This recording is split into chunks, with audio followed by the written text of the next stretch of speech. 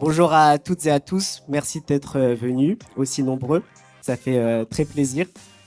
On est ici pour vous parler du cinéma d'animation français.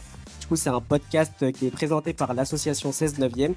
Si vous ne connaissez pas, ça a pour but de démocratiser la culture cinématographique, du coup à travers des vidéos et d'autres contenus comme le podcast. C'est la deuxième édition de ce podcast qui avait eu lieu ici même sur le thème du renouveau du cinéma d'horreur. Et aujourd'hui, on est là pour parler du cinéma d'animation français et essayer de répondre à la question pourquoi ce cinéma est si unique. Donc pour répondre à cette question, on a la chance d'avoir de superbes intervenants et intervenantes. Et je vais vous demander de vous présenter. Mathilde, tu peux commencer par te présenter. Bonjour, je suis ravie d'être là. Merci d'être là si nombreux.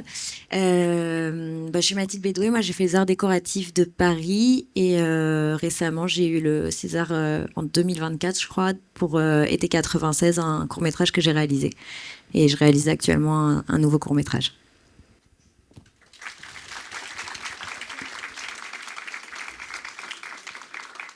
Michel, pour celles et ceux qui ne te connaissent pas, est-ce que tu peux te présenter brièvement ? Je m'appelle Michel Oslo, je fais des films d'animation et je suis comblé. Bon, en ce moment, ça se passe mal. C'est un peu la réalité virtuelle et le dôme. C'est trop compliqué et il y a des catastrophes, des catastrophes et des catastrophes. Mais à part ça, je suis très content. Et je vais faire autre chose. Un jour, ce film qui me donne des problèmes sera terminé et je m'envolerai vers de nouveaux projets. On l'espère et on sera là pour y voir. Mathis, est-ce que tu peux te présenter ainsi que l'AFCA ? Oui, bien sûr. Donc, bonjour à tous. Du coup, moi, je suis Mathis. Je travaille à l'AFCA, qui est l'association française du cinéma d'animation. Donc, toute l'année, notre mission, c'est de promouvoir le cinéma d'animation français. Donc, à travers le Festival national du film d'animation de Rennes, mais aussi la fête de l'animation qui commence dans toute la France et même dans le monde entier à partir d'aujourd'hui. Donc, c'est le grand jour de lancement. Et puis voilà, on aide aussi en labellisant des films, en faisant beaucoup d'interventions. C'est aussi une association qui permet beaucoup le dialogue entre tous les professionnels de l'animation. Donc voilà. Super, merci. Du coup, avant de débuter le podcast, on peut faire un léger contexte sur le cinéma d'animation français et ses origines, notamment avec les deux Émile. Du coup, c'est deux personnes qui ont été des pionniers pour le cinéma d'animation français et pour le cinéma d'animation tout court par la suite. Donc, le premier, c'est Émile Reynaud, en 1892, qui a inventé le théâtre optique. En fait, on a une vidéo qu'on va vous montrer. Et pour vous montrer le système, en fait, c'est lui qui a fait les premières images animées à l'aide d'un système dont je ne pourrais pas vous décrire, qui est très compliqué. Mais c'est lui qui a fait ces premières inventions-là qui ont été par la suite bénéfiques pour le cinéma d'animation. Ensuite, on a un deuxième Émile. Je peux rajouter quelque chose ? Mais bien sûr, j'attendais ça. Cet Émile Reynaud, il a fait le premier dessin animé projeté avec paroles, musique spécialement écrite, et il a fait le spectacle sur des bandes comme ça, perforées et enroulées. Il y avait 2 bobines et ça a été exposé à l'exposition de 1900 et Edison a pris des notes et il a trouvé le moyen de faire ces petites boucles en voyant le système des bandes perforées et des bobines. Voilà, c'était mieux expliqué. Et donc, ensuite, il y a eu en 1908 un autre Émile, du coup, Émile Cole, qui lui va faire un film qui est considéré comme le premier film d'animation de l'histoire, du coup, qui s'appelle Fantasmagorie, en 1908. Et ce film-là était déclencheur pour le cinéma d'animation. Et cet Émile-là, dû à ce succès de cette invention-là, il va se déployer aux États-Unis par la suite. Dès 1923, il va conquérir les États-Unis, il va s'éloigner du cinéma français Et du coup, à ce moment-là, c'est l'apogée de Disney, avec Walt Disney, qui va conquérir le marché. Mais il y a deux personnes qui vont se différencier là et qui vont commencer la singularité du cinéma d'animation français. C'est Paul Grimaud et René Laloux, avec respectivement La Planète Sauvage et Le Roi et l'Oiseau. Et c'est là où la singularité du cinéma d'animation français va se révéler au monde et va prendre le contre-pied des États-Unis avec l'aspect artisanal plutôt que l'aspect industriel. Et du coup, c'est avec cette première confrontation entre le cinéma d'animation aux États-Unis et en France qu'on va explorer ces singularités ou la singularité du cinéma d'animation français à travers la première partie.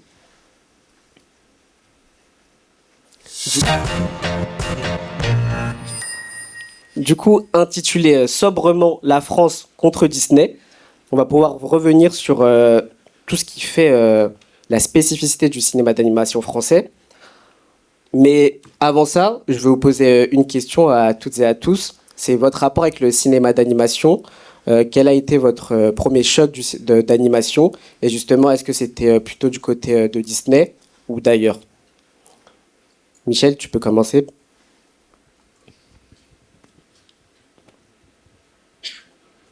Alors, c'était en Afrique, il y a très longtemps, je devais avoir 6-7 ans, et c'était le soir, enfin il faisait frais, toutes les fenêtres étaient ouvertes, portes-fenêtres plutôt, avec une agréable brise, et quelqu'un a allumé quelque chose, il y a une lumière très forte et un bruit, et puis en face, il y a eu une image d'un magasin de jouets, mais un vrai. Et cette vision et le cliquetis, parce qu'il n'y avait pas de son, il n'y avait que le cliquetis du projecteur 16 mm, j'imagine. Et dans ce magasin de jouets, un vrai jouet, un vrai magasin et des vrais jouets, comme les miens, il y en avait beaucoup plus que chez moi. Il y a un méchant qui arrive, on voit bien qu'il est méchant, il a des bottes noires. Et il veut même faire, je crois qu'il avait un peu un uniforme allemand. C'était vraiment fait juste après la guerre. Et alors, le magasin est vide, à part les jouets. L'homme veut mettre le feu. Et les jouets se mettent à bouger petit à petit. Il y a une boîte de carton qui s'ouvre et une voiture de pompiers qui sort. Il y a les hélices d'un petit avion de bois. Elle se met à tourner et il avance et il s'envole. Mais c'est un vrai jouet de bois. Il y a une armée qui se met en marche, des soldats de plomb. Et c'est fascinant parce que je vois bien, ce sont des vrais jouets. C'est pas Toy Story, qui est très bien, hein. Mais Toy Story, on voit bien que c'est des images inventées et qu'on peut faire tout ce qu'on veut. Et qu'il n'y a pas de tour de force. Il y en a peut-être quelques de temps en temps, mais ça qui se met à bouger tout seul, mais alors tout seul, et qui peut faire des choses étonnantes, et on voit bien que c'est un vrai gobelet. Et on voit bien qu'il y a de l'eau dedans, on voit bien des couleurs, et dans le cas de ces jouets, quelquefois ils étaient un peu usés. C'était extraordinaire et inoubliable. Ça, c'est la révolte des jouets de Hermina Tirlova, Tchécoslovaquie. Inoubliable. Et c'est aussi la magie du cinéma. Cette femme a fait bien son métier, des films de poupées.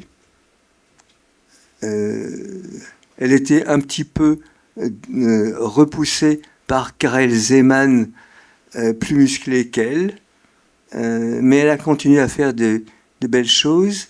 Et une critique de Tchécoslovaquie m'a dit, mais si elle avait su que ces petits films touchaient un petit blanc au milieu de l'Afrique, c'est extraordinaire. Et c'est dommage qu'elle ne l'ait pas su. Mais en effet, le cinéma circule. C'est une merveille. Si j'ai le droit de... Là, je mange mon temps de parole. Hein. Parce que c'est pas fini, je vais quand même parler de Walt Disney. Mais je suis assez satisfait de pouvoir dire mon premier film d'animation, c'est pas Disney. Après, j'ai vu les films de Walt Disney, mais il y a longtemps, c'est les premiers, je les aime toujours. Et c'était un enchantement sens fort. C'est-à-dire que Dumbo, Cendrillon, Peter Pan, puis quoi encore?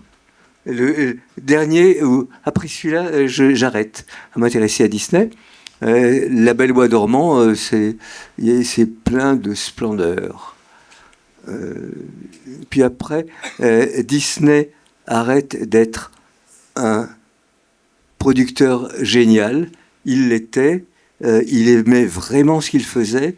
Tout son argent passait dans les films.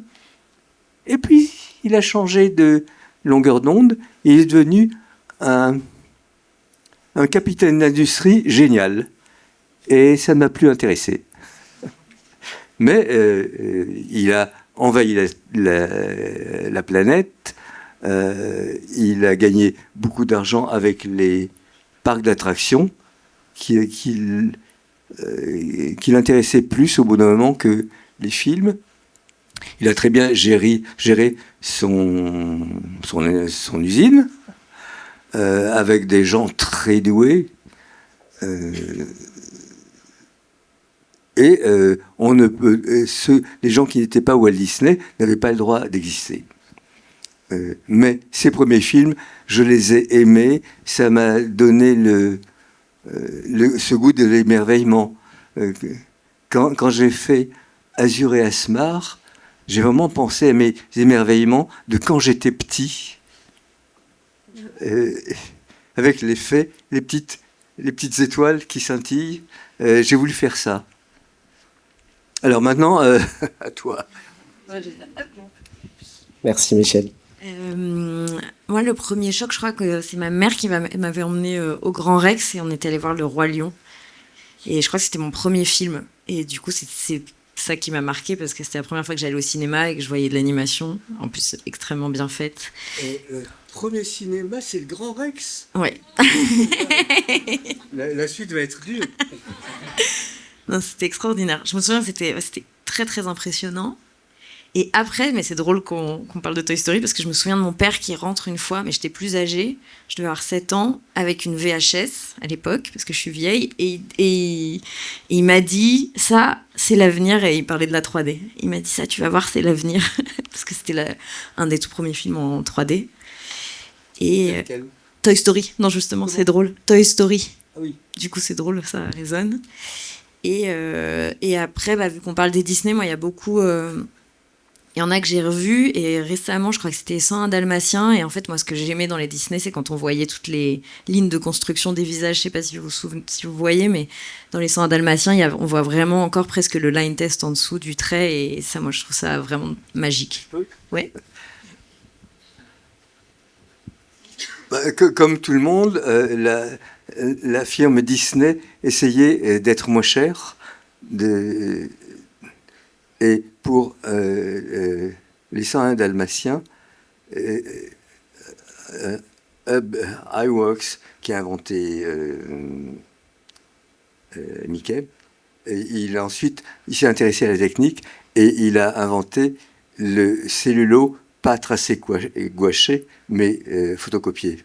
C'est-à-dire que sur du celluloïd, on photocopiait les dessins des animateurs, donc il n'y avait pas un traçage par une autre main, il y avait le coup de crayon des animateurs. Et donc ça a été bien meilleur marché. Et le style a complètement changé parce qu'avant, toutes les lignes étaient totalement pures, identiques. Et là, ça vibrait.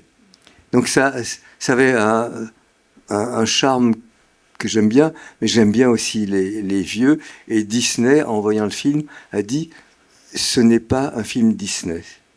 Il, lui, voulait le trait parfait qu'on oublie, mais qui est là, et que j'aimais aussi quand j'étais petit, le dessin absolument parfait. Quelquefois, dans les livres pour faire du fric, on refusait, l'entreprise faisait des gouaches vite faites, beaucoup moins belles que le cellulo tracé gouaché. Et quelquefois, il y avait, dans ce livre de gouache pas très intéressante, une image du film, mais c'était si beau, si pur, si contrôlé. J'aimais aussi l'ombre portée du personnage tracé gouaché sur le décor. On voyait que c'était pas la même chose. Et je comprends Disney qui disait c'est pas un Disney. Il regrettait le trait désincarné en fait. Et là, de temps en temps, je comprends Disney. Hein, je le comprends. Voilà, c'est une nouvelle chose chez Disney. On voit le dessin. Avant, on ne le voyait pas.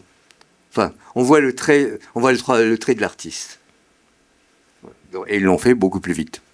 Et moi, je trouve ça plus touchant, justement, de voir encore ce mouvement du ref un peu. Que Disney ait dit, c'est pas du Disney. Ouais, c'était comme pas fini, quoi. Comment ? Il trouvait que c'était presque pas fini. Une sorte de... C'est pas la pâte parfaite. C'était autre chose. Moi, de toute façon, en général, je préfère les croquis des grands artistes aux peintures terminées. Oui. Mais pour Disney, j'aime bien le classique impitoyablement bien fait.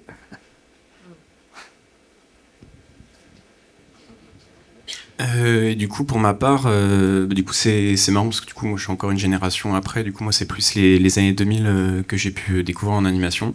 Et du coup, mon premier choc, mon premier souvenir, même de cinéma tout court, enfin, souvenir, c'est plus une anecdote qu'on m'a racontée parce que j'avais 4 ans à l'époque et en fait, c'était Cars. Et c'était Cars de Pixar. Et en fait, j'ai tellement eu peur du bruit de la scène d'intro qu'en fait je suis sorti de la salle. Du coup en fait j'ai pas vu grand chose de ce film, mais sinon après pendant que j'étais enfant j'ai vraiment grandi avec de plein de films que je regardais en boucle parce que je les avais en DVD. Donc il y avait Prince et Princesse, donc ça m'a beaucoup marqué. Il y avait aussi La prophétie des grenouilles, Les Trois brigands.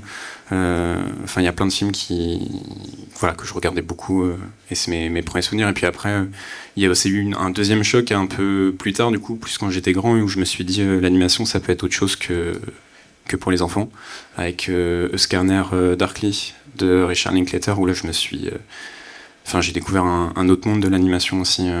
Donc voilà. Merci beaucoup à vous. Et du coup, beaucoup de Disney vous ont marqué. Justement, ça marque aussi, avec les générations, l'essor qu'a eu Disney dans le cinéma d'animation. Mais il y a eu un tournant dans les années 2000 avec Kirikou, de vous, Michel. Et justement, il y a peut-être le destin qui a fait que Kirikou est sorti à la même période que Mulan, et aussi... Même jour. J'ai décidé. Et aussi Le Prince d'Égypte de DreamWorks. C'était une semaine après. Une semaine après, du coup, à la même période. Du coup, ça veut dire que vous avez décidé vous-même de sortir ce film face à Mulan. En fait, c'était un film de Jean-François Leguioni qui devait sortir. Mais il n'était pas prêt. Et je savais qu'il y avait ce petit trou que je pouvais prendre. Alors, j'étais peut-être encore moins prêt que Jean-François, et on devait sortir en février. Et j'ai dit au producteur, ce trou, il faut le prendre. On va souhaiter, mais on va le livrer à temps. Et en effet, je n'avais aucun complexe de petits Français comme les Français aujourd'hui ont. j'avais moins d'argent, mais autant de cerveau. Et donc c'est sorti Mulan 600 copies, Kirikou 60. Alors dans les salles de Kirikou, il y avait presque personne. Dès le premier jour à Mulan, c'était plein. Je vais continuer à raconter cette histoire parce que elle est importante. Quand j'ai fait Kirikou, il y avait une sûreté absolue. Les Français ne savaient pas faire de long métrage d'animation. Seuls les Américains pouvaient, et un petit peu les Japonais. Les Français, non. Faire la production de Kirikou a été très difficile. C'est Didier Brunner, un producteur remarquable, qui a décidé de faire ça. Bon, il a eu du mal à le faire, mais ensuite, pour le sortir, aucun distributeur ne voulait le sortir, puisque ça allait être un bide. Donc, le film est sorti sans annonce presse, sans bande-annonce, sans affiche dans la ville, avec simplement des petits cinémas dans tout le territoire qui avaient accepté de jouer sur le bouche à oreille et de garder le film, même si ça semble un bide. Ils ont joué le jeu, ils ont gardé le film malgré les salles à peu près vides. Et puis la deuxième semaine, il y avait plus de monde. Et puis la troisième semaine, plus de monde. Puis la quatrième semaine, les salles étaient pleines. Et puis ensuite, il y avait une queue qui faisait le tour du cinéma. Et tout ça, c'est la France et les spectateurs. Aimer le cinéma. Bon, les journalistes ont été quand même intrigués par un type qui fait un long métrage d'animation français. Donc ils sont venus voir. Ils ont écrit de très bons articles. Mais c'est un peu une féerie qui peut donner du courage. Mais quand je raconte à l'étranger, on me dit « ça c'est une histoire française, ça ne peut pas se passer ailleurs ». Et il a aussi eu un succès à l'international. Ah oui, oui. Kirikou parle toutes les langues. J'ai fait un petit montage où il dit « je m'appelle Kirikou », il le dit en 20 ou 30 langues. C'est très drôle. Et du coup, après ce succès critique, mais aussi au niveau des entrées, il y a eu un véritable tournant. Par exemple, pour les années 2000, il y a eu autant de sorties de longs métrages pendant les années 2000 que pendant les 70 premières années du cinéma d'animation. Donc voilà, il y a eu un véritable boom avec Kirikou.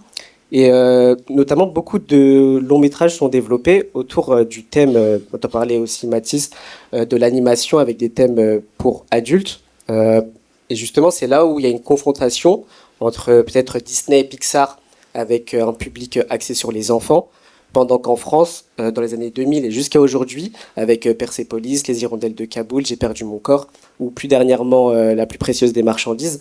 Donc on se distingue par rapport à ces thèmes-là.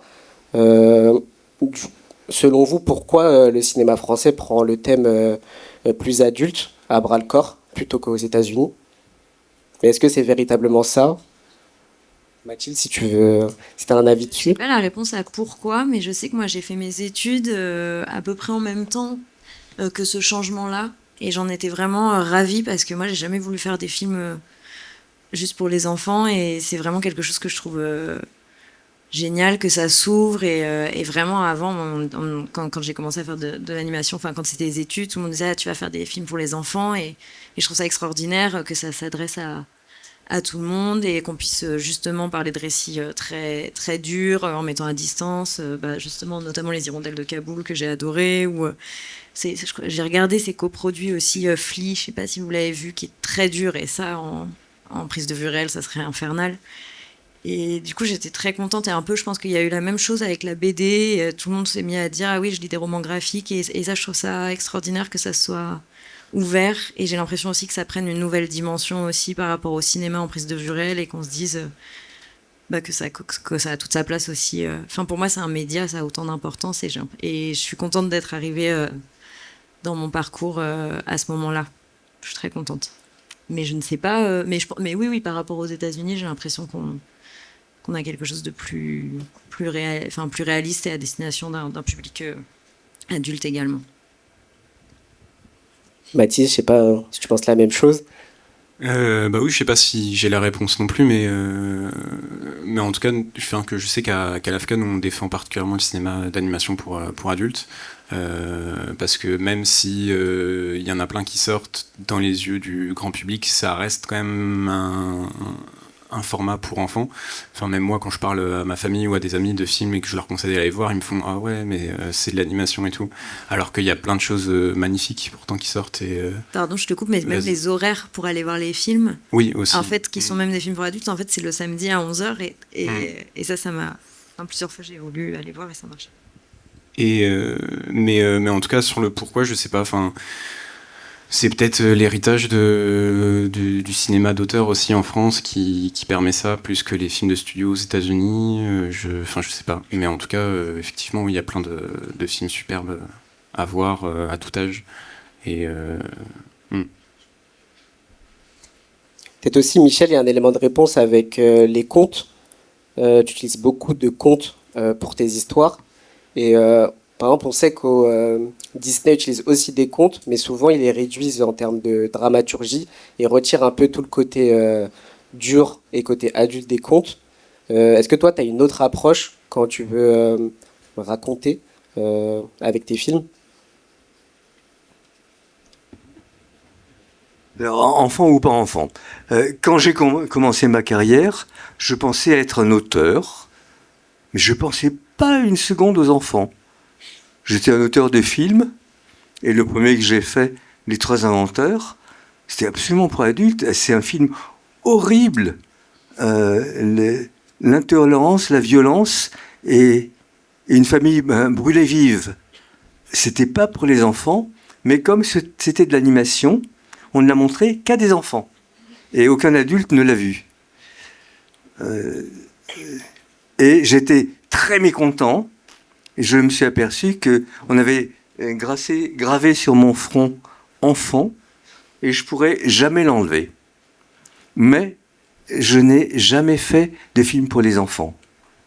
Et c'est un bon truc pour intéresser les enfants. Mais chacun de ces courts-métrages, je l'ai fait avec le sérieux de quelqu'un qui fait un long-métrage. Je prépare, j'y pense, etc. Et puis, maintenant, je suis très content d'avoir travaillé, d'avoir eu cette idée enfant, parce que énormément d'enfants ont vu mes films, et ils ont grandi, et là, c'est de magnifiques jeunes adultes, et ils ont presque tous vu mes films. Et c'est extraordinaire. Je ne dirais pas merci d'être venus si nombreux, même si vous étiez seuls, je vous dirais merci.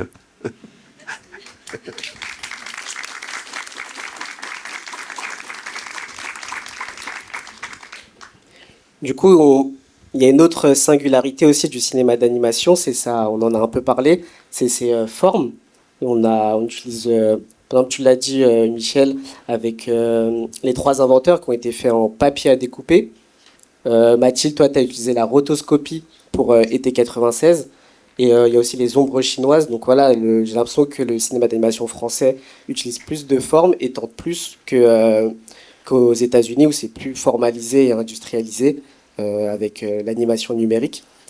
Donc encore une fois, est-ce que pour vous ça a aussi un lien avec l'héritage français?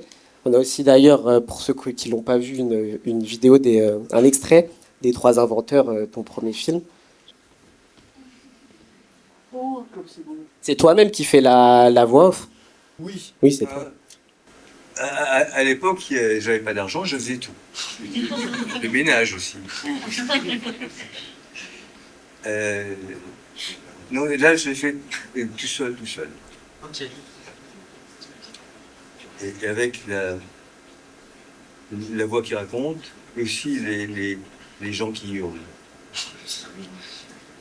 On n'était que deux pour les voix. Et tu l'as abordé, mais c'est très dur, la fin est est complètement atroce. Donc, c'était vraiment pas à destination des enfants à la base. C'était pas pour les enfants.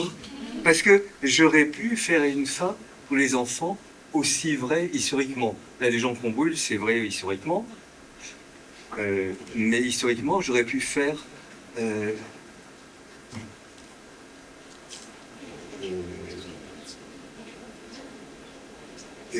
par exemple la révocation de l'édit de Nantes. Louis XIV est vraiment un imbécile. Il a cassé ce qu'avait fait son grand-père Henri IV, la paix en France. Donc il a voulu que tout le monde ait la même religion que lui. Et les protestants, qui étaient une élite, sont allés apporter les inventions françaises aux Allemands et aux Anglais. Et j'aurais pu avoir justement les trois inventeurs sur une montgolfière qui pédalent tous les trois et puis qui vont jusqu'en Allemagne. Ben voilà, on les aura plus. Pardon, je parlais sans micro.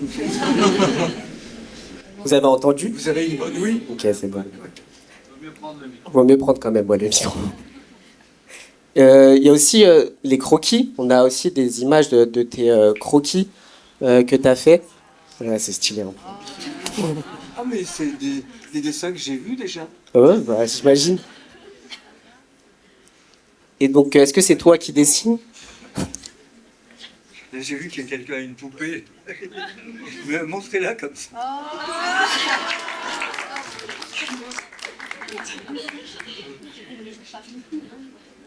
Du coup, Michel, est-ce que c'est toi qui a fait ces croquis-là? Et comment Oui, je fais. Tu peux prendre le micro, s'il te plaît. Pardon. Merci. Je fais histoire, dialogue et modèle de personnage. Ok. Et ça t'aidait dans le processus? Tu commençais par les croquis pour inventer Je commence plutôt par inventer l'histoire, et puis par l'écriture, même si c'est faux. L'écriture, c'est pas du cinéma. Mon dernier film que je suis en train de faire, j'ai fait tout de suite un animatique. Non, j'ai quand même écrit avant, pardon. Mais j'ai pas fait le storyboard, j'ai fait un animatique. Parce que même le storyboard, c'est faux. C'est pas du cinéma. Et là, faire tout de suite, utiliser les durées, contrôler, et puis toutes les voix. Et pour mes animatiques, je fais toutes les voix, ce qui fait que je m'amuse bien. Et j'ai une grande séduction comme comédien. Je suis gratuit et je suis là. Mathilde, je pense que tu peux désormais parler du procédé que tu as utilisé, la rotoscopie, pour ceux qui ne connaissent pas. C'est le court-métrage Été 96 qui a obtenu le César du court-métrage d'animation en 2024. Tu peux nous parler du film et aussi un peu du processus de création? Le processus, du coup, c'est la rotoscopie, c'est-à-dire que j'ai fait un tournage au préalable, donc avec des vrais acteurs, juste en laissant toutes les perches dans le plan. Enfin, ça voulait rien dire vraiment. Je m'en suis servi comme d'une animatique. En fait, j'ai fait le montage et j'ai ensuite tout redessiné, mais c'est vrai que cette animatique ressemble à rien parce qu'il y a les producteurs dans le champ, des perches, tout le monde a les micros et tout ça. Donc c'est vraiment une matière que j'ai ensuite redessinée image par image au crayon de couleur. Et l'idée là, on a des film... vidéos, on pourra voir comment ça s'est passé. Comment c'est fait. Et l'autre question, c'était quoi le projet? Comment il s'est fait? Oui. C'est ça. Et l'idée du film, elle m'est venue parce que j'ai retrouvé dans la cave de mon père des cassettes vidéo de caméscope d'enfance. Et en fait, à l'époque, ça coûtait cher de filmer avec un caméscope, donc tout était monté, filmé, monté, et on faisait des bonds dans les époques. Enfin, c'était assez savoureux à retrouver. Et très souvent, il y avait une île qui était en toile de fond, une île sur laquelle on allait en vacances tout le temps et qui m'a inspiré ce récit. Une île sur laquelle, en fait, c'était avec une petite route qui était immergée et dans laquelle on pouvait se retrouver coincé. J'avais vu petite une image assez marquante de voitures qui s'étaient fait prendre par l'eau et de gens qui avaient abandonné leur voiture. Et du coup, je suis partie de là pour écrire ce récit, donc de souvenirs d'enfance. Mais tu es aussi familière avec cette technique. Je crois que tes anciens clips, était aussi en rotoscopie. Voilà, j'ai découvert aux Arts Déco, je faisais de l'animation plutôt traditionnelle. Et puis à un moment, j'ai voulu faire des clips pour un groupe et j'avais envie de les filmer pour que ça leur ressemble et faire des espèces comme des alter ego animés. Du coup, je les ai filmés et mis en scène. Et puis j'ai tout rotoscopé en numérique. Et ensuite, je me suis dit que j'avais envie de retourner à mes premiers amours et à redessiner sur papier avec des crayons. Et là, j'ai fait un clip de rap exactement dans cette même technique. Et je me suis dit, bon, c'est très long, mais je peux en faire un court-métrage. Et ensuite, j'ai écrit une histoire. Et voilà ce qui s'est passé. Et je recommence. C'est extrêmement long, mais j'adore. Ok, du coup, tu vas continuer dans cette technique-là. T'as pas envie d'aller vers ailleurs, ou c'est vraiment un style qui te parle? Et ben moi, en fait, j'avais envie. Donc, j'ai fait les arts déco. Donc, je suis pas du tout technicienne d'animation. Et j'avais envie de pouvoir faire un film de A à Z. Donc, c'est la technique que j'ai trouvée pour pouvoir animer bien. Enfin, comme je le voulais, je voulais quelque chose d'assez réaliste, justement, parce que j'aime bien les graphismes assez réalistes. Et là, dans le prochain, je me suis plus entourée. Il va y avoir une partie en animation traditionnelle qu'on va reprendre dans la technique, donc plus un peu comme des échappées de la rotoscopie. Merci beaucoup. Est-ce que Mathis, tu as envie de nous parler d'une autre technique que tu apprécies particulièrement, Je sais pas du tout. Non, mais c'est sûr que, comme je disais tout à l'heure, il y a plein de techniques surtout en France, du coup, avec plein de choses à faire. Moi, il y a quelque chose que j'ai découvert il y a pas très longtemps, c'est l'écran d'épingle, qui est un procédé vraiment fabuleux. Et d'ailleurs, il y a un film qui utilise ce procédé, qui a reçu le Cristal cette année à Annecy, Les Bottes de la nuit. Et en fait, c'est un procédé où il y a une sorte de grande structure avec des clous, enfin des épingles, et en fait, en les enfonçant ou en les tirant, avec la lumière qui sera projetée dessus, ça va faire une ombre, et c'est cette ombre-là qui va être photographiée image par image, et ça rend quelque chose de vraiment très beau et unique. Et c'est un objet qui est très rare, parce que je sais plus combien il y en a, mais il y en a très peu dans le monde, et voilà. Enfin, voilà. Merci. Je pense qu'on a fait le tour des singularités ou de la singularité du cinéma d'animation. Peut-être pour conclure cette partie, est-ce que pour vous, le cinéma d'animation français doit continuer à être en confrontation avec le cinéma américain, ou est-ce que c'est un faux problème et c'est peut-être nous qui théorisons dessus? Michel, allez, si tu veux.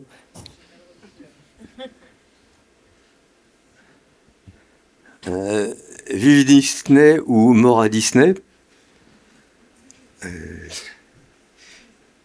il est certain que quand j'ai débuté, les animateurs français et d'autres aussi détestaient Disney parce qu'il les empêchait de respirer. Un des trucs de Disney, c'est d'une part faire du très beau travail et d'autre part d'empêcher les autres de faire des films. C'est-à-dire, ils pratiquaient la terre brûlée. Quand un cinéma avait la chance de passer un film de Disney, il devait s'engager à ne pas montrer d'autres dessins animés tant de mois avant et tant de mois après. Ça veut dire qu'on ne pouvait pas montrer nos films. Et c'est... la première partie de sa stratégie, j'aimais bien, faire un très bon travail. Et puis l'autre, c'est le commerce international sans pitié. Et détruire pour être le plus fort. Donc ça, je ne l'aimais pas. Le fait aussi que on pouvait rien faire. Les gens n'iraient pas voir autre chose que du Disney quand j'étais enfant. Ensuite, quand j'ai débuté, l'animation n'existait pas. En fait, ce qui est terrible, c'est que j'ai commencé avant Kirikou. Je suis d'une période avant Kirikou où c'était vraiment difficile. Et après, c'était quand même plus facile, y compris pour moi. J'ai eu aussi la chance, enfin je fais ce qu'il fallait pour. J'étais étudiant américain à Los Angeles pendant 1 an. Et par chance, je suis tombé sur mai 68, qui était une époque sensationnelle, inimaginable aujourd'hui, une liberté totale en Californie. Et puis j'allais à l'école pieds nus et avec un collier de bois, ce qui était inimaginable. Les arts déco, j'ai vu des photos, j'avais une veste et une cravate. Mais oui. C'était les années 60. Ça ne me gênait pas. Hein, mais que j'aille au collège pieds nus, c'était une sorte de triomphe pour moi. Parce que, alors, au lycée, j'étais toujours en veste et cravate, et avec des chaussures de ville. On était punis si on venait en chaussures de sport. C'était une manière qui me gênait pas, mais quand je me suis trouvé à Los Angeles et que j'étais pieds nus sur les trottoirs bien chauds, ce qui était intéressant, c'était l'année 68, et j'ai plus appris en liberté humaine qu'en animation. Mais comme je suis allé aux États-Unis, je n'ai ni haine ni fascination. C'est devenu un pays comme un autre, sauf qu'aujourd'hui, j'aime pas trop Trump. Et ils l'ont quand même élu 2 fois. C'est un peu trop. Mais Disney, au début, c'était vraiment quelqu'un de bien. Et il aimait vraiment le cinéma, et il prenait vraiment des risques. Tout l'argent qu'il avait, il le mettait dans un film, et il essayait de faire mieux, plus étonnant, la fois suivante. Donc c'est pas la peine de cracher sur lui. Moi j'ai pas envie. Mais évidemment, il faut faire autre chose. Et quand j'ai débuté, tout animateur français essayait de faire des films horribles pour montrer qu'il ne faisait pas du Disney. Hein, s'il n'y avait jamais de film gentil, gentil mignon, non, surtout pas. Et moi, j'ai fait un film abominablement paillard qui s'appelle Les 4 vœux, que je ne peux pas montrer parce que chaque fois qu'on fait une petite rétrospective ou un spectacle Kirikou, c'est plein d'enfants. Alors, et ce truc, c'est pas pour les enfants. Enfin, les enfants, ça les amuserait, mais les parents seraient horrifiés. Voilà, mais vive Disney, mais vive nous, surtout. Voilà. Et il ne faut être ni pour ni contre, libre.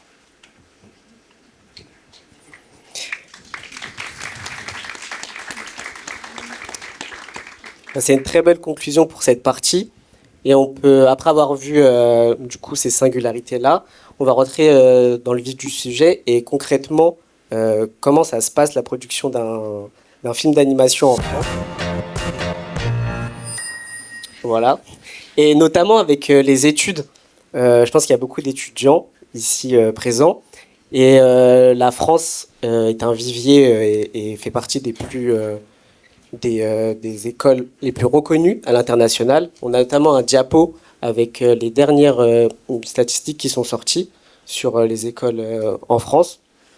Du coup, le top 50 des écoles de l'animation en 2024, il y a 9 écoles françaises présentes, dont les Gobelins, qui arrivent à la première place pour la 3e année consécutive, il me semble. Et donc, Mathilde, il me semble, est-ce que tu as voulu faire les Gobelins ou quelque chose comme ça ? Moi, j'ai une histoire tragique avec les Gobelins. Ah, t'as envie d'en parler ou... J'ai une histoire tragique avec les Gobelins, moi. Vous n'êtes pas rentré ? Bah, presque. J'étais aux Arts Déco. Maintenant, je suis super contente d'avoir fait les Arts Déco. Je pense que ça m'a amené à faire ce que je fais. Mais c'est vrai, quand on a envie de faire de l'animation, on a envie d'avoir d'un savoir-faire technique. Et du coup, j'ai passé le concours des Gobelins et je suis arrivée première sur liste d'attente. Et personne ne s'est désisté. Du coup, après, je suis partie étudier à New York en échange à la School of Visual Arts, qui était vachement bien. J'ai eu un prof, un animateur qui avait animé Tarzan. Sa démo reel c'était c'était toute la filmographie Disney, quoi. C'est lui qui a animé notamment la maman singe sur un pont qui bouge. Donc je vous laisse imaginer le niveau de complexité. Et donc j'ai dû et je suis rentrée repasser le concours des Gobelins et j'ai écourté mon séjour à New York pour le repasser, et là j'ai carrément pas passé l'oral. Et c'était quoi la démarche enfin, pourquoi tu voulais être au Gobelin? Est-ce qu'on t'en avait parlé? Est-ce que c'est de toi-même? Comment c'est venu à toi? Je crois que j'avais vraiment envie d'apprendre à animer.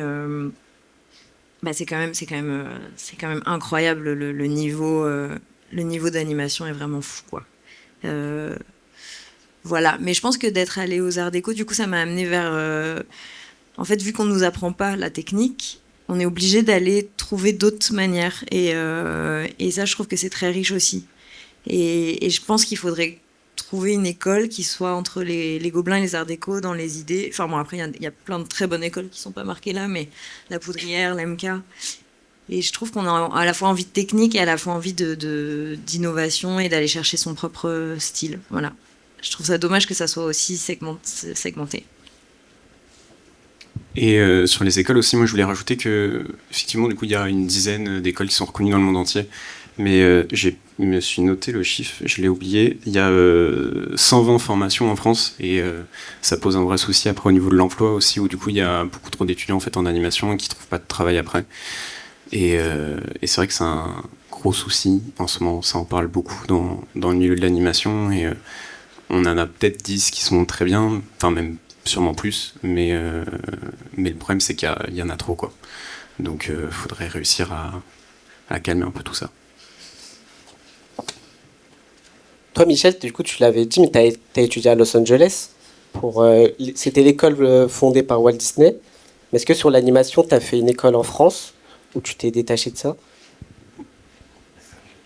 J'ai jamais rien appris et je sais pas comment on fait. Je suis passé par des Beaux-Arts à Angers. J'ai demandé qu'on fasse un département d'animation. Ils l'ont fait, mais après mon départ. Je suis allé aux Arts Déco. J'ai demandé qu'on fasse un département d'animation. Ils l'ont fait, mais après mon départ. Merci. Et aux États-Unis, je suis d'abord tombé sur un collège d'art commercial, enfin publicité et photographie que j'ai découvert.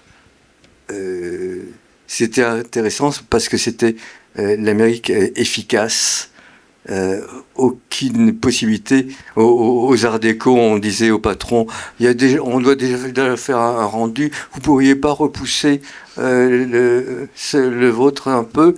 Et si on le disait dans ces collèges américains, la réponse est, ce n'est pas mon problème. Et il n'y avait aucune excuse pour ne pas faire les choses. Et quand on demandait un sujet, il fallait donner 6 solutions et pas une. Et donc j'ai beaucoup aimé ça, mais il n'y avait pas d'animation. J'ai dit, vous devriez faire de l'animation, mais je n'avais pas le temps d'attendre qu'il fasse. Donc je suis allé dans l'école de Walt Disney, mais là je raconte ma vie, hein, c'était la dernière année des CalArts au centre-ville. Dernière année, tout s'en allait à volo. Les professeurs n'osaient pas trop enseigner parce que c'était mai 68. J'ai mal géré ma présence dans une école américaine. J'ai impressionné ceux qui savaient dessiner si bien. Je les ai impressionnés par mon dossier. J'avais fait un truc super chic, super audacieux. Et ça, c'est des choses qu'ils ne savaient pas faire. Et j'ai rien appris. En gros, je n'ai rien appris à CalArts, mais c'est pas grave. Donc, je ne sais pas comment on fait. Alors, de temps en temps, il y a des stagiaires qui sortent des Gobelins et petit à petit, j'apprends. Et pour ceux et celles qui ne savent pas, concrètement, ça prend combien de temps de faire un film d'animation? Et est-ce que la France permet de produire ça plus rapidement, ou en tout cas avec plus de budget, ou ça change pas vraiment? Je sais pas si Mathilde, toi, Je sais pas, moi j'avais entendu, mais je sais pas si c'est vrai que pour un long métrage d'animation, c'était 7 ans à peu près. Oui, moi c'est 6 ans. Ça comprend aussi quand même la recherche de financement. Mais en gros, mes longs métrages m'ont demandé 6 ans. C'est une raison de plus pour prendre les choses très au sérieux. On va donner 6 ans de sa vie à un sujet. Il faut vraiment que ça vous tienne aux tripes. Et c'est ce que je fais. Être en France, c'est quand même un avantage. Si on fait des films, il vaut mieux être en France. Tout le monde me le dit, à l'étranger. On se plaint beaucoup. Bon, c'est normal. Mais on est les mieux lotis. La France a le goût du cinéma et le CNC est une organisation remarquable que beaucoup de pays nous envient. Et puis il y a aussi le goût de la population pour le cinéma.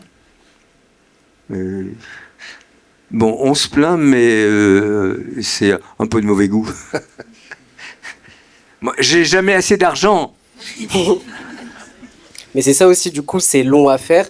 Et en plus, ça demande beaucoup d'argent. J'avais lu une stat comme quoi le coût de l'animation est 2 fois plus élevé que le live action. Donc, c'est long et ça prend du temps. Même moi, je me suis noté le chiffre précis 2,4. c'est 11,7 millions 11,7. en moyenne Ah un, oui. un long métrage d'animation. C'est ça qui fait, ce qui fait 2, fois plus élevé. C'est ça. Donc, c'est long, ça prend du temps. Ça coûte de l'argent. Oui, j'ai découvert, c'est des choses, je suis complètement étranger à ce domaine, mais j'ai découvert que un des coûts de l'animation, c'était la longueur du tournage et l'argent qu'on utilise, c'est de l'argent des banques. Et les banques font payer l'argent tant qu'on n'a pas remboursé. Donc les frais bancaires sont énormes par rapport à la vue réelle qui est faite en 2-3 mois. Et là, c'est 6 ans. Alors, on essaie d'accélérer. Mon dernier, c'est 3 mois. 3 ans. Oui, Ne je faut m'étais pas dit. rêver. Mais est-ce que ça dépend aussi de la technique d'animation? Finalement, Mathilde, c'est ça qui impacte aussi. Bah oui, moi j'ai pris. Bah, déjà, moi j'ai fait 2 fois le travail. J'ai fait un tournage et j'ai tout redessiné. Donc, déjà, ça en termes de longueur, c'est absurde. Et, et ça dépend vraiment des techniques. Parce qu'il y a des. Enfin, si on fait que du TV Paint, par exemple, enfin, que en numérique, ça va beaucoup plus vite. Enfin, c'est des économies. Mais quoi qu'il en soit, on est quand même des gens qui pensent en secondes. Enfin, on est dans un autre espace-temps, quand même, je dois avouer. Est-ce que du coup, on disait qu'on était à 6-7 ans pour un long métrage, mais toi, par exemple, pour ET 96, t'as pris combien de temps Bah, ça a à pris le du produire temps, effectivement. Je dirais du début à la fin, donc avec les financements, l'écriture, 3 ans. Mais, oui, quand même. mais là, je vais aller beaucoup plus vite, par exemple, parce que j'étais un petit peu seule au début. Puis j'ai eu de la réécriture avec le CNC. Là, je pense que ça peut prendre peut-être 1 an. Ok, ah oui. Finalement, ça peut aller plus vite une fois. Mais j'ai un process, enfin, c'est Oui, aussi voilà. la recherche. Mais je pense qu'en prod pure, la plupart de mes amis qui font des courts-métrages, ils mettent à peu près 6 mois d'animation puis de compositing à peu près, avec Ok. une équipe, je dirais, pour un court-métrage d'une 15aine de minutes, à peu près. Mais c'est hyper variable si on fait de l'animation au sable ou de la 3D, enfin, ça n'a rien à voir, quoi. Donc, est-ce que dans le cinéma d'animation, tu peux te projeter? Ou vu que ça dépend beaucoup et justement ça prend trop de temps, c'est vraiment au fil des projets? Tu peux pas te permettre de penser déjà à la suite ou quoi? Je pense par rapport à peut-être en prise de vue réelle. Ah si, je C'est- pense qu'il faut toujours penser à la suite parce que c'est tellement long les financements qu'il faut toujours. Enfin, moi, c'est ma manière de penser, mais je pense que de toute façon, c'est des idées qu'on note et puis qui germent et puis sur lesquelles on revient. Et je pense que c'est pas mal d'avoir justement plusieurs projets en même temps. Vu que ça prend très longtemps à monter, quoi, les dossiers, de recevoir les financements. Donc, je trouve qu'au contraire, c'est chouette. Et puis finalement, on a des idées aussi, donc c'est chouette d'écrire et puis de faire de la prod en même temps. Enfin, j'aime bien justement passer de l'un à l'autre. Du coup, Michel, tu disais que tu étais sur un projet en ce moment. Et du coup, tu es à quelle étape à peu près pour qu'on comprenne aussi les étapes qui mènent au rendu final? Je fais un film que personne ne sait faire parce que c'est un film pour Dôme, pour Planétarium, éventuellement réalité virtuelle. Mais comme c'est exceptionnellement, c'est un film plutôt pour les enfants, c'est-à-dire pour attirer la jeunesse dans les planétariums, mais c'est d'une difficulté effarante parce qu'au cinéma, on fait un gros plan et il y a une belle personne qui parle et c'est tout. Quand on fait un gros plan et une belle personne qui parle, il faut continuer à faire tout le reste. Tout le monde est là, tous les décors. C'est de la 3D, mais œil de poisson, c'est horrible. Et on a beaucoup de problèmes, quelquefois à cause de la technique qu'on maîtrise mal, quelquefois par des pépins comme ça arrive à tout le monde. Mais mon prochain film ne sera pas un film. Je vais écrire mes souvenirs d'enfant parce que j'ai passé mon enfance, toute mon école primaire était à Conakry, en Guinée. Et personne ne sait ce qui se passait à ce moment-là. C'était les dernières années de l'Empire colonial français. Et j'ai envie de décrire tout ce que j'ai vu. Et puis parler de mes bons souvenirs. Je n'ai que de bons souvenirs. Donc, mon prochain film s'appelle L'écolier de Conakry. Et je vais essayer de le terminer pour l'année prochaine. Il se peut que ce soit pas intéressant. Parce que, en fait, c'est pas un scénario. C'est une description de tout ce que je vis et de tout ce que je vois. Mais bon, c'est une vie quotidienne d'un écolier. Il y a aussi les images de mon père qui était inspecteur des écoles. Donc pendant 5 ans, il a pris des photos, moins qu'aujourd'hui. Mais il y a aussi ça m'intéresse de montrer au blanc et au noir comment c'était. Et les noirs pourront être surpris. Et puis ensuite, j'ai envie de faire un court-métrage de luxe qui se passerait au Quattrocento à Florence, très raffiné, pas de date de livraison. Et il se trouve que je crois avoir assez d'argent pour produire un court-métrage, un long, et hélas, non, c'est pas possible. J'ai un projet de long-métrage pour combattre la drogue. Et puis j'ai un immense projet que je donne à tout le monde, l'Europe par le conte de fées. Mais là, c'est un projet énorme sur toute l'Europe. Ah, bel exclu. Là, c'est des choses auxquelles je crois ou des choses que je désire. Okay. Et l'Europe par le conte de fées, c'est facile. Mais justement, revenons sur le court-métrage. Je pense que c'est à peu près la même chose que pour la prise de vue réelle. C'est une porte d'entrée, mais est-ce que pour le cinéma d'animation, c'est un peu différent, ou ça peut être bien plus qu'une porte d'entrée, mais finalement le médium final, le court-métrage? Mathilde, toi qui as commencé par un court-métrage. Moi, je pense que, en tout cas en ce qui me concerne, c'est une manière de faire un premier pas, peut-être. Enfin, si on a envie. Enfin, moi, j'aimerais bien faire un long métrage à un moment, si j'en ai la chance. Et c'est vrai que c'est une bonne manière de tester une technique sur une petite durée. Après, moi, je trouve que il faut vraiment faire en fonction des histoires. C'est-à-dire qu'il y a des histoires qui se prêtent au court-métrage. Et en fait, pour moi, ça a tout autant de valeur qu'un long-métrage. C'est juste un format. Et après, j'ai entendu dire aussi que dans les longs-métrages, on pouvait se retrouver un peu extrait de la fabrication. Et c'est vrai que ce qui est génial, c'est de mettre la main à la pâte. Et j'avais entendu que des personnes que je connais qui ont fait long métrage et court métrage et qui disaient qu'elles avaient envie de refaire des courts métrages pour pouvoir être beaucoup plus dans le film et dans la production et de mettre la main à la pâte. Donc je me rends... Ouais.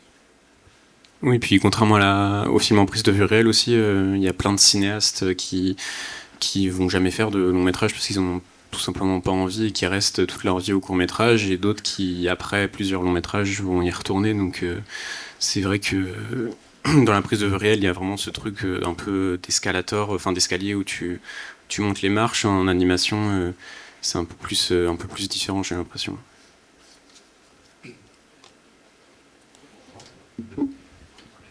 Le court-métrage, je pense que si on veut faire un long-métrage, il faut quand même faire un court-métrage pour apprendre un peu à travailler. J'aime beaucoup les courts-métrages, et pour l'animation, il me semble que c'est une bonne durée. C'est comme pour les contes, il ne faut pas être long.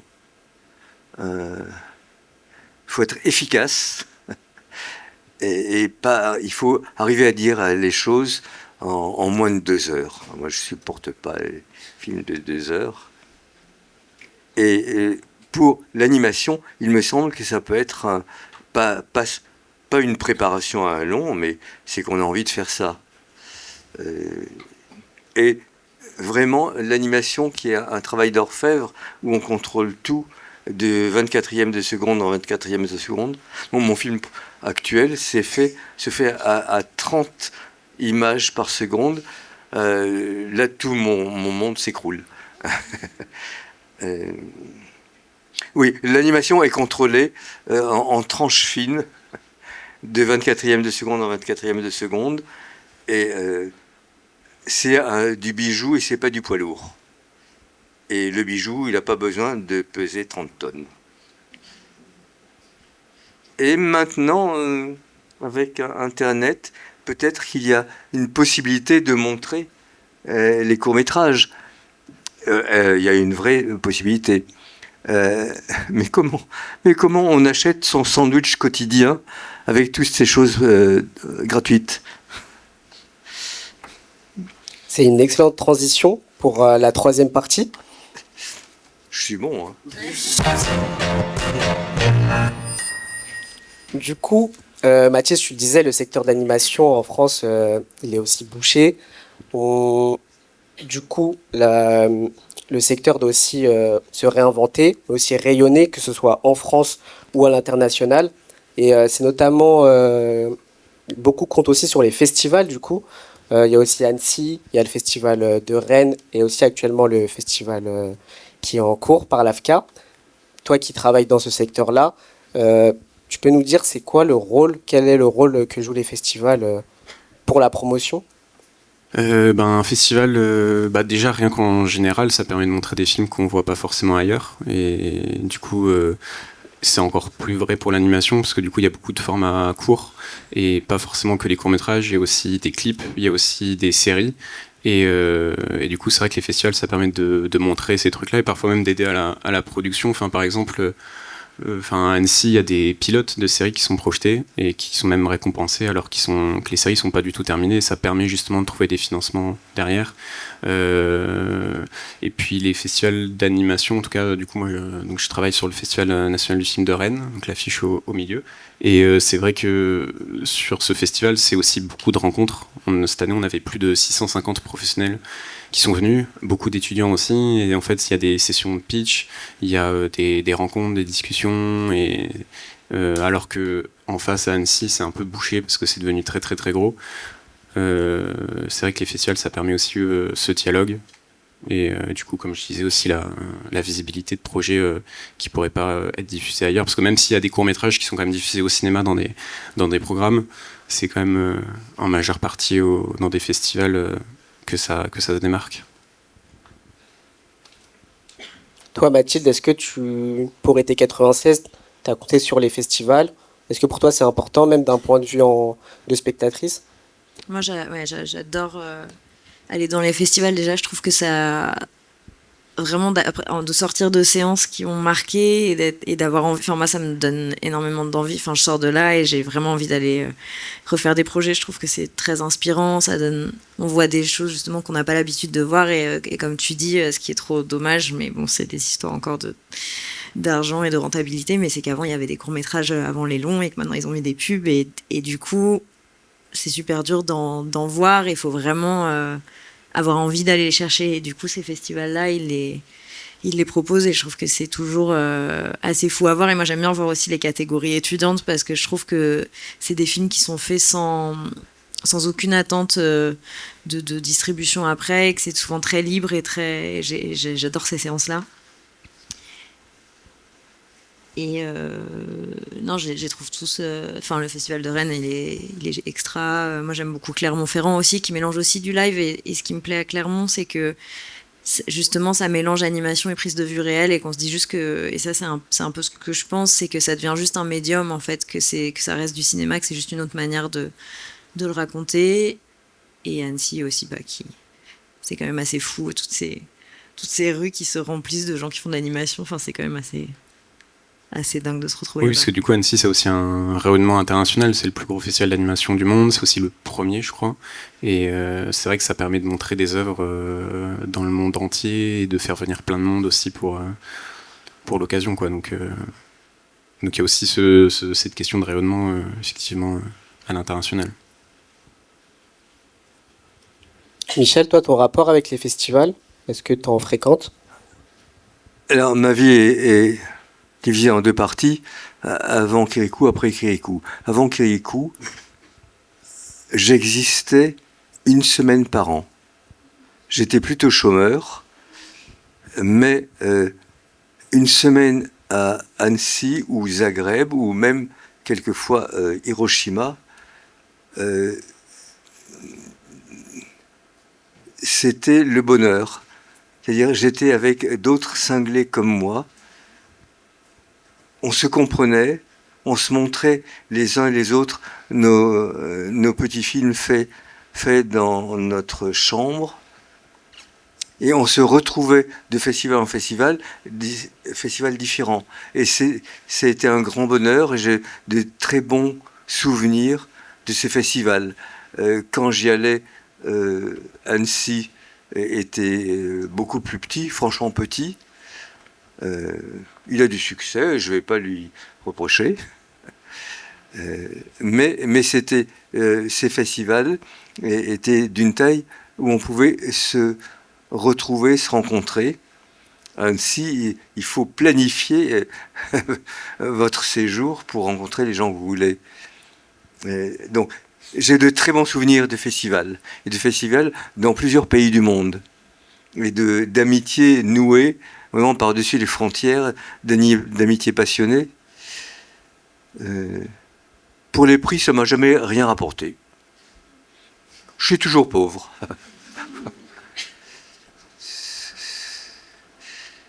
Et puis maintenant, je suis assez connu, j'ai plus vraiment besoin de prix. On m'en donne encore, moi je suis pas contre. Hein. En fait, on donne des prix qui au début sont désagréables, un prix pour la carrière. Comme si ma carrière était terminée. Voilà, non, les prix me semblent pas très importants, mais c'est quand on aime l'animation, c'est bien d'aller dans des festivals. Du coup, les festivals sont un bon moyen de se faire repérer en France et rayonner, mais aussi à la question de l'international. Notamment, on a eu des succès Made in France récemment, Arcane, Les Mignons, avec des studios basés à Paris où beaucoup de Français y travaillent.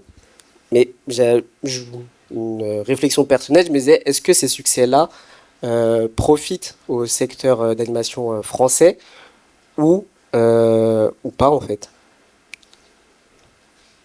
Afka. C'est ça. Question Africa. Mais du coup, déjà, rien que dans la logique du cinéma en général, c'est vrai que les films américains, je crois qu'ils représentent 80% des entrées de films d'animation en France, donc c'est énorme. Mais avec le système du CNC, ça permet aussi que cet argent il soit redistribué pour produire d'autres films. Donc, pas forcément d'animation du coup, mais ça le permet aussi. Mais la France aussi, c'est un système qui se passe aussi beaucoup autour de la production à l'international. Il y a 70% des films d'animation qui sont des coproductions internationales, alors que c'est qu'une quarantaine de pourcents, je crois, pour le cinéma en prise de vue réelle. Donc du coup, je pense que oui, c'est bénéfique. Ça aussi, ça permet aux studios français d'attirer beaucoup de monde. Il y a beaucoup d'étudiants qui veulent venir ici. Donc du coup, je pense que ça reste une bonne chose. Et puis il y a une reconnaissance. Il y a eu Flo aussi l'année dernière qui a gagné l'Oscar. C'est le premier film français, je crois, à recevoir un Oscar, enfin d'animation en tout cas. Donc oui, non, pour moi c'est une bonne chose. Mais il y a aussi le sens inverse du coup, où les étudiants ne trouvent pas de travail en France et du coup s'expatrient aux États-Unis. Est-ce que aussi ça contribue au succès, à la vitalité du cinéma d'animation en France, ou ça profite plus aux Américains, encore une fois? Alors ça, j'ai pas forcément la stat, donc je sais pas, mais même s'il y a peut-être des étudiants qui veulent partir aux États-Unis, je sais qu'il y en a aussi quand même beaucoup qui veulent rester travailler en France. Enfin, je sais plus ce que c'était la source, mais j'avais vu un sondage qui était fait aux sorties d'école pour les étudiants, et c'est vrai que la majeure partie veulent rester là. Donc c'est vrai qu'en deuxième choix, c'est les États-Unis, mais je sais pas, peut-être que Mathilde ou Michel, vous avez vu que vous êtes partis aux États-Unis, des infos en plus que moi, mais... Moi, j'étais pas à la CalArts, j'étais à la School of Visual Arts à New York. Et c'est vrai que tout le monde connaissait les Gobelins. Et quand je suis allée à Annecy, j'ai recroisé des gens avec qui j'étais à l'école. Donc c'est quand même pas... C'est pas rien. C'est pas rien, ouais. Non, c'est vraiment... C'est vraiment connu. Des animateurs français qui vont travailler aux États-Unis, s'ils font de l'espionnage industriel puis ils reviennent, c'est bien. Parce que c'est en forgeant qu'on devient forgeron.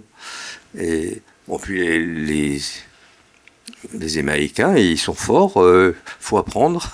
Faut pas faire la même chose, mais il faut quand même savoir comment ils font.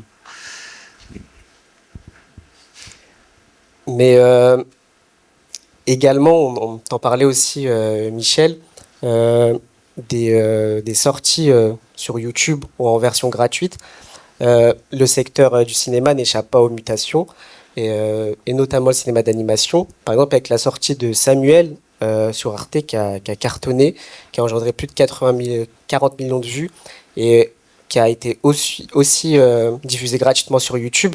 Est-ce que c'est pas peut-être un format à l'avenir qui va prendre le pas sur les salles, ou en tout cas qui va le compléter et à reconsidérer? Par exemple, toi, est-ce que tu imagines, Mathilde, dans ton prochain projet, être sur les plateformes de streaming et non plus diffusé? En tout cas, dans des festivals. Bon. Moi, pour revenir à Samuel, ce qui m'a beaucoup marqué, c'est qu'en fait, moi, je l'avais vu en allant sur le site de Arte, parce que en fait, c'est un truc que je regarde, que je consomme des films d'animation en court-métrage, des séries. Et quand ma sœur, qui a rien à voir avec ça, m'a dit ah, j'ai vu un truc super sur TikTok, j'étais là, ah, extraordinaire, c'est en train de s'ouvrir à tout le monde. Et en fait, les gens sont devenus accros, et des gens qui n'avaient rien à voir avec le milieu de l'animation. Et ça, j'ai trouvé ça hyper beau et génial de me dire déjà que c'était des adultes qui consommaient ces productions, et qu'en plus c'était accessible à des gens qui n'y connaissaient rien et qui avaient été hyper émus, comme pour Les Belles Cicatrices que je voyais tout à l'heure, qui ont beaucoup tourné. Donc après, les gens il y a quand même eu des aides, ça a été encadré et tout ça. Donc quand les montages financiers sont bien et que tout le monde est payé, je suis pas contre. Après, j'ai l'impression que...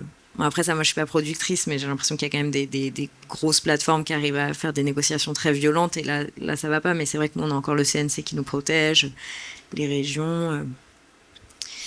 Mais je trouve ça intéressant de s'ouvrir au plus grand nombre aussi, quoi. Donc je pense qu'il faut trouver un équilibre là-dessus, et je trouve ça émouvant que le cinéma d'animation soit en train d'être découvert, quoi, finalement, par plus de gens.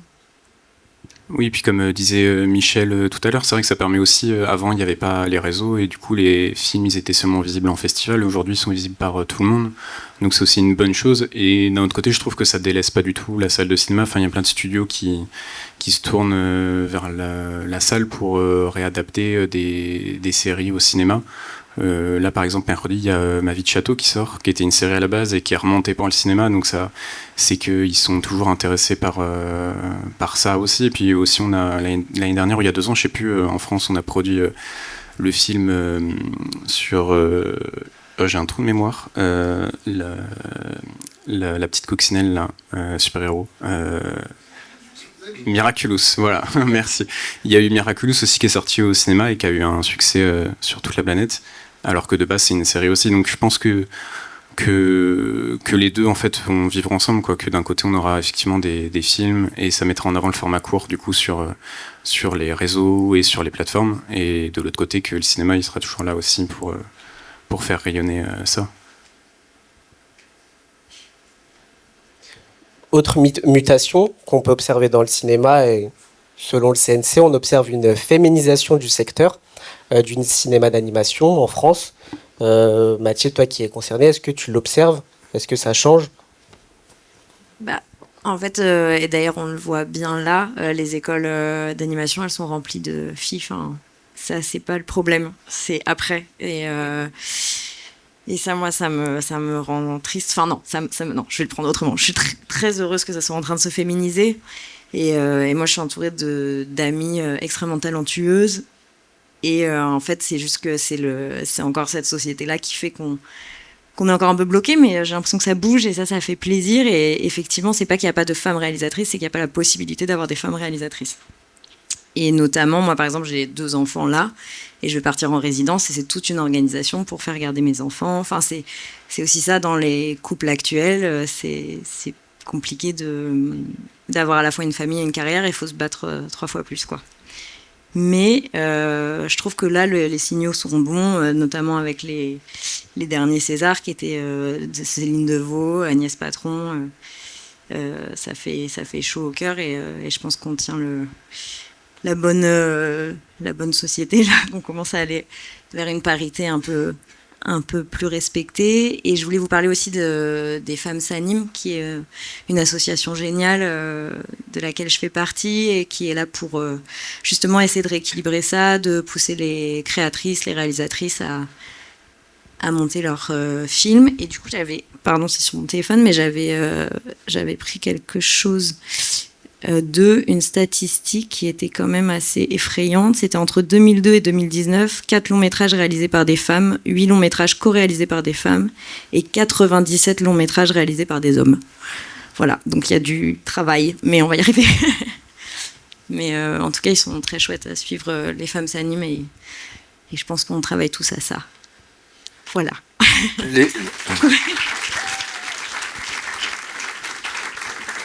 Vous êtes revenu de loin, du temps de Disney. Ceux qui animaient étaient des mâles, et ceux qui traçaient, gouachaient d'après les dessins des mâles étaient des femelles. Et c'était The Girls, c'est les traceuses gouacheuses, mais ça a duré longtemps. J'ai vu vraiment en France, d'un côté les animateurs hommes et de l'autre côté les traceuses femmes. Et petit à petit, c'est plus comme ça. Mais il y a aussi que c'est plus les mêmes techniques. Mais enfin, l'idée de prendre au sérieux l'un et l'autre sexe maintenant me semble bien établie. En tout cas, dans notre métier. Je crois que l'intention est là, mais pas dans les sondages, si je peux me permettre. Dernier sujet aussi, en parlant de mutation, on a un thème qu'on est obligé d'aborder, c'est l'intelligence artificielle. Notamment, on a une news récemment sur OpenAI qui va participer à la production d'un film d'animation et qui veut notamment le projeter à Cannes. Donc c'est leur intention. Tout simplement, est-ce que pour vous c'est possible? Est-ce que la machine est déjà lancée, c'est trop tard? Ou est-ce que justement la France peut à ce moment-là confirmer leur singularité et se porter contre et et affirmer le cinéma? Du coup, déjà le film qui devrait être présenté à Cannes, c'est juste que le film va être envoyé. Déjà, il n'est pas du tout sélectionné d'office. Donc, ça m'étonnerait que Thierry Frémaux il se décide de mettre un film en intelligence artificielle dans sa programmation alors qu'il accepte toujours pas les films Netflix. Mais au-delà de ça, c'est quand même là. Enfin, là, par exemple, j'ai vu que MK2 allait faire un festival avec que des films en intelligence artificielle. Donc, ça veut dire que c'est quand même présent, les films qui sont 100% produits par ça sont là. Donc effectivement, les films 100% produits, c'est pas... Enfin, moi je suis totalement contre ça. Enfin, ça mais après, ça, on va être obligé de vivre avec. Enfin, je pense qu'on n'a pas le choix. Donc faut, je pense, s'organiser dès maintenant pour réussir à ce qu'il y ait le moins de métiers qui subissent l'impact, parce que je pense que les gros métiers principaux du cinéma d'animation, ils vont passer outre ça. C'est plus pour les petits métiers qui risquent de prendre un peu plus, qui risquent de disparaître. Donc va falloir structurer tout ça et espérer le meilleur.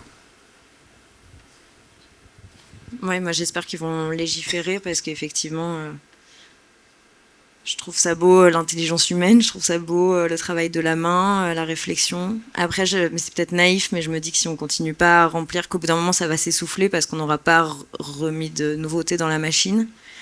Après, je suis pas contre quand ça concerne des avancées, notamment par exemple sur Photoshop que j'utilise, ça devient un outil et effectivement il y a des choses qui sont pénibles à faire et si on peut gagner du temps, mais je crois vraiment au travail de la main et de l'humain. J'espère qu'on va avoir des législations là-dessus. Mais après, peut-être que sinon, ça va devenir quelque chose d'extrêmement... Enfin, fait par un humain, extrêmement...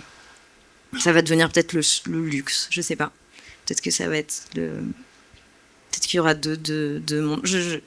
C'est assez terrifiant comme question. C'est dur de rester calme.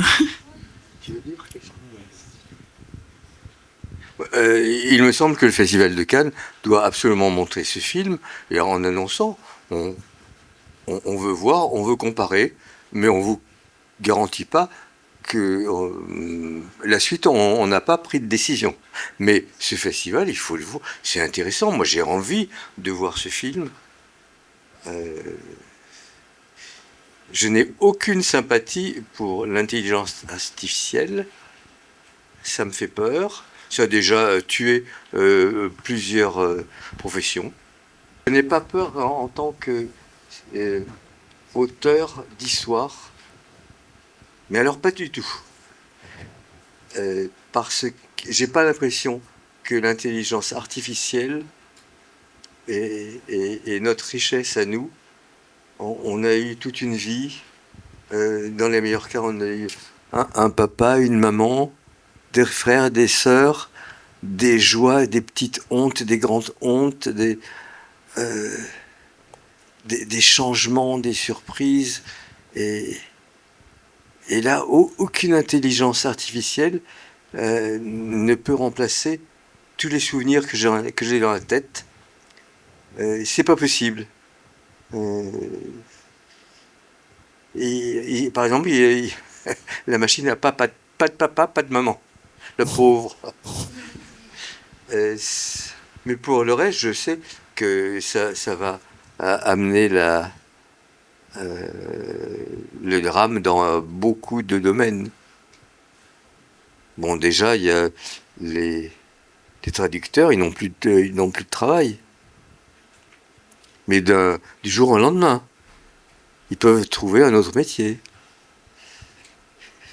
C'est effrayant. Mais d'autre côté, si au lieu de mettre 6 ans, je mets 2 mois, je suis content. Et du coup, après ce triste sujet, on peut peut-être redonner de la joie et conclure l'enregistrement de ce podcast. Si vous avez une phrase pour vous sur qu'est-ce qui fait que le cinéma d'animation français est unique, pour résumer un peu tout ce qu'on a dit, instinctivement peut-être.